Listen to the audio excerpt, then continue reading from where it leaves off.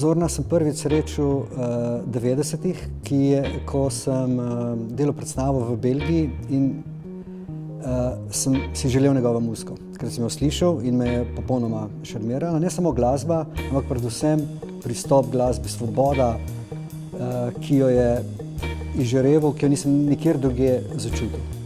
Potem sem kar nekaj njegovih koncertov spremljal in zadnja leta pa ne toliko.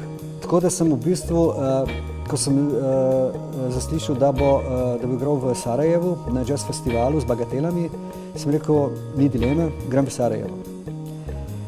Nisem nič pričakoval, glih zaradi tega, ker je Zorn precej neulovljiv, ne, in tako žanrsko, kot nikoli ne veš, kam bo njegova domišljija ga odpeljala. In pridem na koncert, pisali je, da bo koncert 4 ure in res je bil.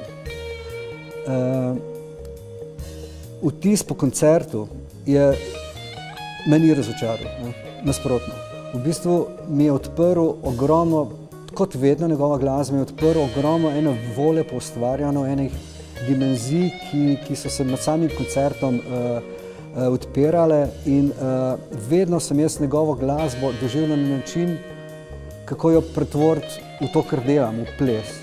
Ne samo glasba za ples, ampak način razmišljanja o glasbi, način razmišljanja o plesu. In tukaj mi je Zorn odprl ogromno enih stvari.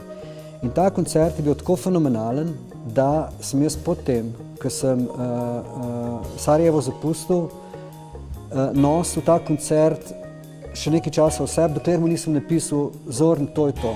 To je glasba za mojo naslednjo predstavo, jaz nujno si želim to delati, lahko dobim posnetke. Rekel, ja, žal to pa ne bo šlo, zaradi tega, ker je to predvsem koncert, ki ga nikoli ne snemamo in ki ne bo nikoli izšel na nosilcu.